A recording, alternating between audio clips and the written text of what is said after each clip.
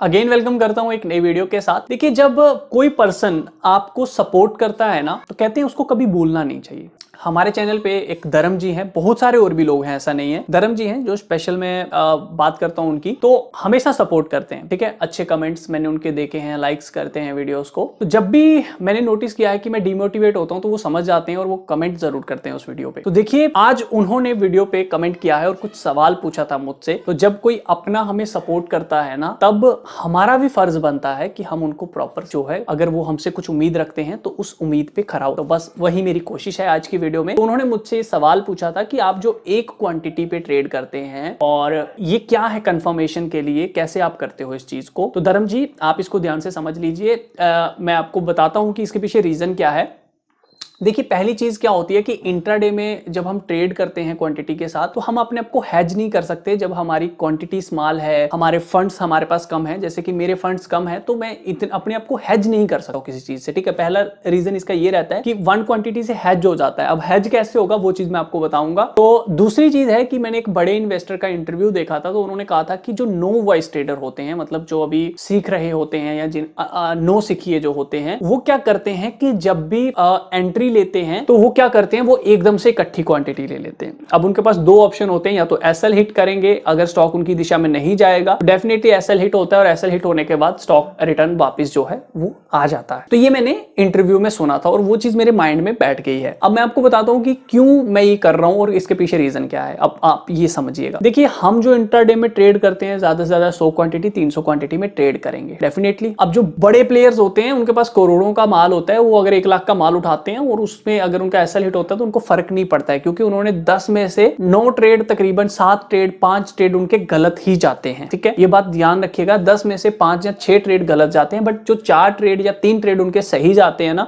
वो बड़ा लंबा खेलते हैं उसमें, वो छोटे के लिए नहीं आते हैं। ठीक है, तो वो क्या करते हैं कि वो पहले छोटी क्वांटिटी लेते हैं, जब उनका ट्रेड विनिंग ट्रेड बन जाता है तो अपनी क्वांटिटी इंक्रीज करते हैं। तो मेरी भी इसमें कुछ ऐसी ही स्ट्रेटेजी है, जिसको आप अब समझिएगा कि मैं आपको क्या बताना चाहता हूं। तो मेरा जो तरीका है, मैं एनालिसिस करता हूं, तो एक क्वांटिटी के साथ ट्रेड करता हूं जब मुझे लगता है कि हाँ, स्टॉक ट्रेड सेटअप पे बैठ रहा है, ब्रेकआउट आया है समथिंग। अब जब एक क्वांटिटी के साथ ट्रेड करता हूं, तो मैंने अक्सर देखा है कि जब भी मैं पहले बड़ी क्वांटिटी ले लेता था, तो अगर स्टॉक वहां से रिवर्स हो जाता था तो तकरीबन मुझे एसएल का वेट करना पड़ता था और एसएल हिट हो जाता था, तो मैं दूसरा ट्रेड लेने के लिए बचता नहीं था।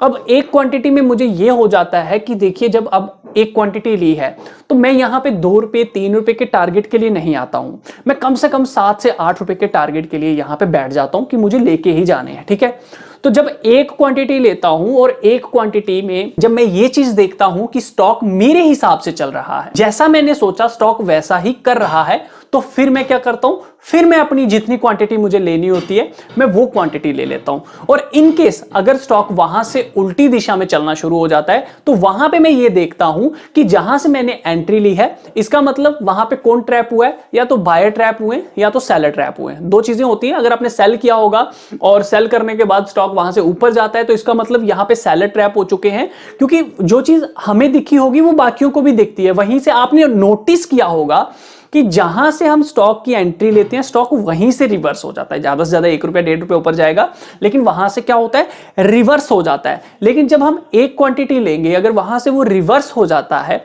तो नो डाउट हमने जहां पे एसएल रखा है हम वहां का वेट करेंगे।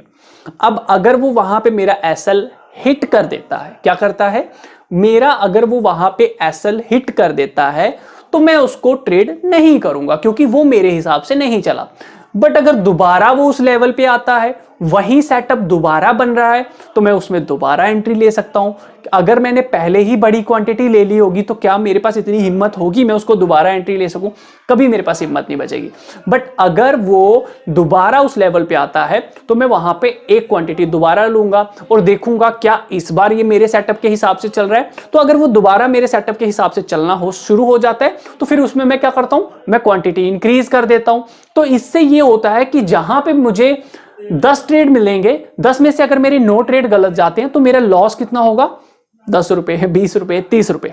बट यहां पे जो मेरा एक ट्रेड होगा वो मेरा सारा लॉस रिकवर कर देता है, क्योंकि मैं अपनी क्वांटिटी जो बढ़ाऊंगा वो अपने विनिंग ट्रेड में बढ़ाऊंगा। तो इसका बेनिफिट जो है आपको एक क्वांटिटी में हो सकता है।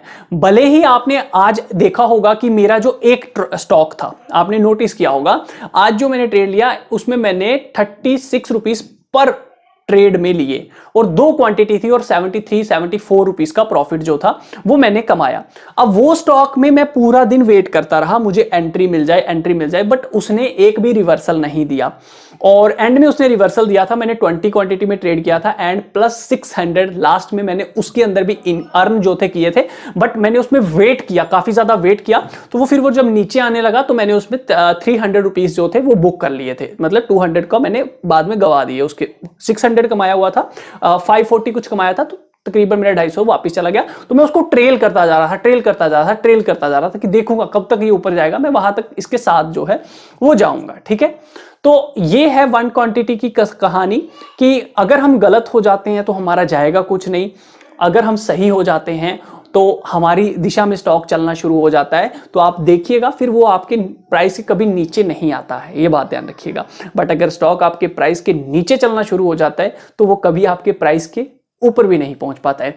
और तीसरी चीज ये कि जब मुझे लॉस होता है तो मेरा दिमाग उस टाइम थोड़ा ज्यादा चलता है कि हाँ यहाँ सही लेवल था, ये था वो था, तब मुझे वो चीजें नजर आती हैं।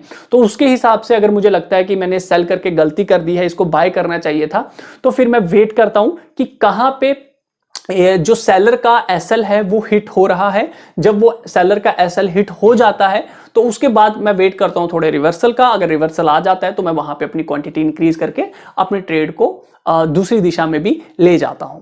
तो मैं उम्मीद करता हूं कि आपको इस वीडियो से कुछ सीखने को मिला होगा धर्म जी, और वाकई में जैसे आप पहले सपोर्ट करते हैं आप आगे भी सपोर्ट करते रहेंगे।